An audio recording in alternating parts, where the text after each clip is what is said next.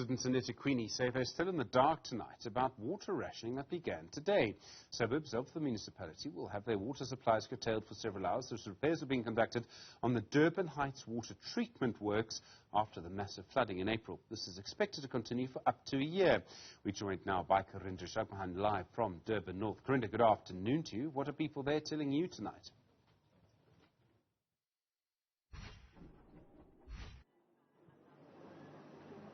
Indeed, well, on the ground, residents are frustrated. We were in Newzroom earlier where residents were telling us about having to use JoJo tanks now going forward. And then indeed here in the Durban North, Phoenix, Woodview areas, residents are having the same situation. Their water hasn't been turned off as yet, but they're already in community meetings about the issues they're experiencing. Theo Pillay is the chairperson of the Woodview Ratepayers Association. So thank you for speaking to us. What have residents been telling you in terms of their complaints now with the water rationing announced? Thank you so much. Firstly, the issue of the water rationing is total hardship that we've never expected to have. One, the lack of accurate information in terms of the water shutdowns and when it's going to happen. More so, after seeing the floods, to have the situation with the lack of water, our elders, our disabled people, our children, what do we do? I mean, where do we get water from at this part of the hour? I humbly ask to those that are responsible to please do something earnestly about this. You are the ones that have planned and installed our systems. You should be taking full responsibility of the lack of services that we in Phoenix are experiencing. Water is just one of those issues. There are also other issues that we are experiencing. The lack of service delivery. And time is responsibility for those that are out there that we need your help urgently. Thank you. And so just briefly as well, there is another resident here we'd like to speak to. Have you had any communication from eThekwini about the water rationing prior to the announcement?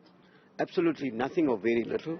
All we receive is WhatsApp messages of the schedules. But nobody's been communicating with the people of Phoenix. Louis Pillay, thank you so much. We also have another resident, Louis Pillay, just to speak about the situation on the ground as well. Sir, if you can share with us what you have experienced personally. Yes, we have a lot of problems right from the Durban West area to the Durban North area and as far as Tongaat area. And it is a huge problem for our old age people that to go upstairs and carry water, and most of them are sickly and they're suffering with their backs. They're suffering with spinal columns. Huge problem in the Tongaat area, but yet Metro needs to speak to the Durbanite water purification works. We need to have a full communications regarding that. And I think talks must start immediately, because not only the flood that caused it, we had problems long before the floods. So there is a pipeline from Durbanite water purification works going to Belito. So why can't we get that tapped out of that pipe into Tongaat area? And that is very essential for the people in Tongaat, especially the people that have got babies. They need milk, they need fresh water, and the elderly, the people that are in old age homes, the clinics, the hospitals. So we have a huge problem in the KZN area. So we are saying communication must start immediately. Thank you. Thank you very much. So, well, both gentlemen there speaking to the point of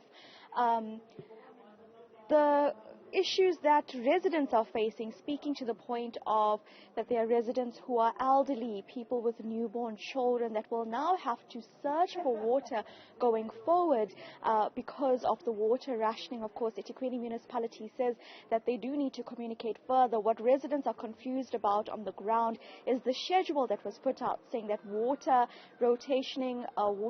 rationing will be conducted in some areas from 3 p.m. to 6 a.m. So, of course, residents want clarity about that, but still there are parts across eThekwini that remain without water simply because of the damage by the April floods. We know Tongaat is among one of those areas, and Newzroom also having issues with water, and of course other areas around Durban experiencing issues with service delivery, and now residents showing their frustration on the ground.